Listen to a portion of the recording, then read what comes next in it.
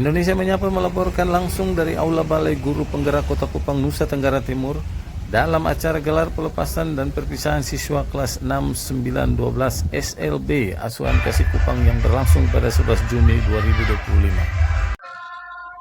2025. Dalam sambutannya, Kepala Bidang PKLK Yanuarius Laka SPD di depan Kepala Sekolah SLB Asuhan Kasih dan para murid yang didampingi orang tua siswa mengatakan pemerintah akan memberikan ruang dan kesempatan kepada anak-anak SLB untuk bisa juga bekerja pada kantor-kantor pemerintahan maupun swasta. Saat ini pemerintah juga memberikan ruang dan kesempatan kepada anak-anak di kantor pemerintahan maupun di kantor-kantor swasta diberikan tempat bagi anak-anak kita untuk bisa bekerja.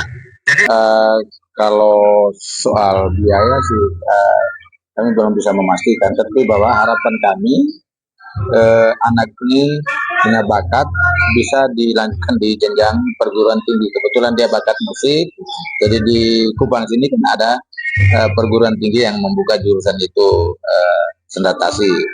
Jadi kita mengarahkan supaya mereka punya bakat itu tidak berakhir di sini, tapi perlu dikembangkan. Kalaupun dia tidak ke perguruan tinggi, paling kurang dia bisa bergabung dengan lembaga-lembaga musik, perkumpulan-perkumpulan yang mana bisa memberikan banyak pengalaman, pengetahuan untuk pengembangan minat dan bakat dari anak ini. Nah, seperti itu. Pemerintah saat ini yang pertama mendorong sekolah bisa menciptakan anak-anak yang memiliki keterampilan untuk kehidupan nanti. Selanjutnya pemerintah juga memberikan ruang dan kesempatan bahwa anak-anak yang notabene mereka memiliki kekurangan secara fisik, tetapi mereka punya hak untuk bekerja di instansi-instansi pemerintahan, baik itu instansi pemerintah provinsi maupun juga di kabupaten kota atau di pekerjaan-pekerjaan swasta. Nah, jadi pemerintah mendorong supaya kesempatan ini yang sama diberikan ruang kepada mereka untuk bisa bekerja sesuai dengan apa yang mereka miliki, kemampuan yang mereka miliki, seperti itu.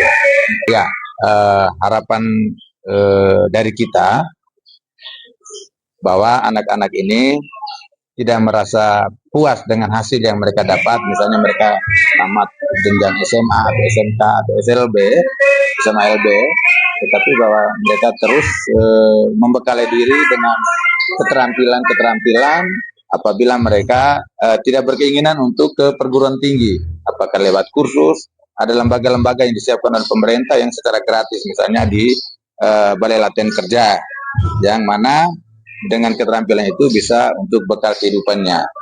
Kemudian juga pemerintah terus mendorong bahwa mereka bisa melanjutkan ke jenjang perguruan tinggi, karena di perguruan tinggi juga ada beasiswa yang disiapkan oleh pemerintah apabila mereka memiliki prestasi, atau juga beasiswa dalam bentuk PIP, program Indonesia Pintar, itu bisa memfasilitasi anak-anak yang berasal dari keluarga yang tidak mampu. Jadi pemerintah pada prinsipnya mendorong anak untuk tetap melanjutkan pendidikan ke jenjang yang lebih tinggi. Kalau sistem zona ada pembaharuan sesuai dengan keputusan Menteri, ada sedikit perubahan, yaitu sistem domisili. Nah, sistemnya namanya sistem domisili, artinya ada beberapa kriteria di situ, tapi bahwa yang domisili terdekat itu menjadi prioritas bagi anak-anak untuk melanjutkan pendidikan ke jenjang SMA maupun SMK. Jadi ada boleh di sekolah lain. Nah, seperti itu. Tapi bahwa sedikit perubahan itu dari yang pada Permendikbud tahun sebelumnya itu dia hanya zona, tapi tahun ini ditambah dengan domisili. Nah, kalau saat ini pemerintah provinsi mendorong untuk pendaftaran secara online. Kebijakan untuk secara manual itu belum ada. Belum ada, tetapi kita dorong supaya proses pendaftaran itu secara online. Oleh karena itu anak-anak kita minta supaya ikuti proses itu dengan baik, kemudian cek jadwalnya secara baik, secara tepat waktu, sehingga tidak terjadi keterlambatan ketika dalam proses pendaftaran untuk tahun pembelajaran yang baru ini.